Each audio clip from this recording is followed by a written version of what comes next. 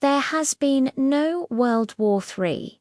The two global conflicts that affected football were World War I 1914 to 1918 and World War II 1939 to 1945.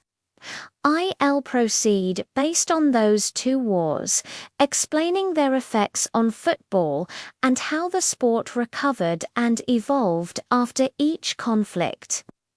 The impact of the World Wars on football and its revival before the outbreak of World War I in 1914. Football was growing rapidly across Europe. Professional leagues had been established in England and Scotland. While the game was spreading quickly to continental Europe and South America, football had become a working-class passion and a major social event, with growing attendance and media coverage. However, the sudden onset of war brought this development to an abrupt halt. When the war began, many football players and officials enlisted to fight, believing the conflict would be short. In Britain, entire teams volunteered together, forming what became known as PALS battalions. These included famous units like the Football Battalion of the Middlesex Regiment, composed largely of professional players and fans. Football matches continued briefly in 1914-1915, but were soon criticised for distracting men from enlisting. By 1915, official league football in Britain was suspended and only regional and charity matches were allowed. Across Europe, the same story unfolded. National competitions were abandoned as stadiums were turned into military hospitals or supply depots. Players were called to the front lines, and many never returned. Among the fallen were stars from England, Scotland, Germany, and France, leaving emotional voids in their clubs and communities.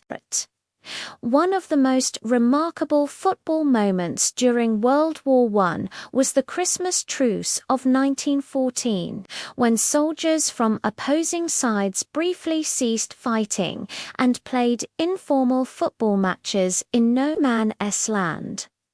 This spontaneous act of humanity symbolized football's power to unite people even amid unimaginable suffering. It became an enduring legend in football and peace history. After the war ended in 1918, football faced the challenge of rebuilding. Many clubs had lost players and struggled financially. Yet the public's hunger for normal life and community spirit fueled football's revival. In 1919, the English Football League resumed with new energy, expanding from 40 to 44 clubs, a sign of optimism and renewal. The game also began to grow internationally, with FIFA regaining influence and organizing new tournaments. The 1920s became a decade of football rebirth. Nations across Europe rebuilt their leagues, and the sport's popularity soared. Stadiums were reconstructed or expanded, and crowds grew larger than ever. Football began to symbolize peace, national pride, and the resilience of ordinary people after years of hardship.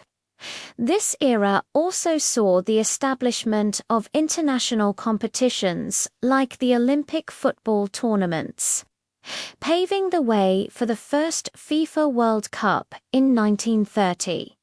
However, just as football was reaching new heights, the outbreak of World War II in 1939 once again plunged the sport into crisis. The war affected football even more profoundly than the first one because by this time the game was global. Leagues across Europe, Africa, and Asia were suspended, and international competitions ceased completely. As in the previous war, many footballers enlisted or were conscripted into military service. Stadiums and pitches were again repurposed for military use, serving as barracks, air raid shelters, or hospitals. In cities like London, Warsaw, and Berlin, some of the great football grounds were damaged or destroyed during bombings. Despite the chaos, football persisted in small ways as a morale booster. Wartime leagues and charity matches were organized in Britain, Germany, and even prisoner of war camps. Soldiers played wherever they could find a ball and space, reminding themselves of home and normal life. These informal matches kept the spirit of the game alive, even in the darkest times. Football also carried political weight during World War II. Some regimes, such as Nazi Germany and Fascist Italy, had used the sport for propaganda before and during the war. Football matches were staged to project power and national pride. Meanwhile, in occupied countries, underground matches became acts of resistance and defiance, a way for people to preserve their identity and hope. When World War II finally ended in 1945, the football world was in ruins. Clubs had lost players to the battlefield, stadiums lay in rubble, and many nations faced economic devastation. Yet, once again, football became a tool for healing and rebuilding. The sport provided a shared sense of identity and optimism as countries sought to recover from years of destruction. The revival of football after World War II was remarkable. By 1946, domestic leagues began to resume across Europe. Fans starved for entertainment and unity flocked back to stadiums. Clubs rebuilt teams from scratch, often relying on young local players. Football became a form of therapy, a way to process grief, rebuild friendships, and celebrate survival. Internationally, the return of the FIFA World Cup in 1950 symbolized the rebirth of global football, held in Brazil. It was the first World Cup since 1938 and drew enormous interest. It marked football's return as a universal language of peace. Despite wartime divisions, countries came together again through sport, showing how football could transcend borders and politics. The post-war years also saw the emergence of legendary players who became symbols of the new era. Figures like Ferenc Puskás, Stanley Matthews, and Alfredo Di Stefano.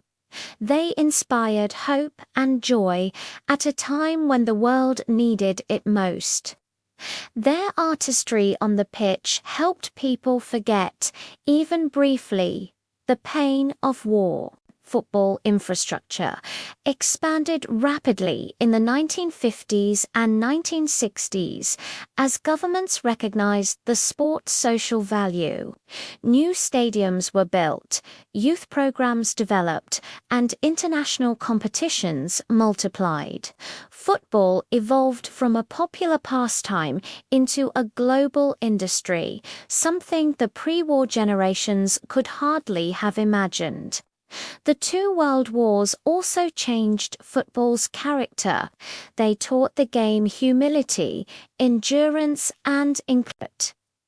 The loss of players and fans from all walks of life reminded the football world of its universal humanity. After both wars, there was a renewed emphasis on sportsmanship, respect, and the unifying spirit of the game. In nations like England, France, Germany, and Italy, post-war football became part of national recovery. Victories on the pitch, such as West Germany's 1954 World Cup triumph, carried symbolic weight, representing a country's moral and emotional resurgence after wartime suffering. Beyond Europe, football's revival spread to South America, Africa, and Asia. Wartime isolation had limited contact between regions, but in the post-war period, football became a bridge between cultures. FIFA membership expanded rapidly, and the World Cup became truly international. The legacy of both world wars remains embedded in football culture today. Clubs still honor players who died in battle, and remembrance ceremonies are common at matches each November.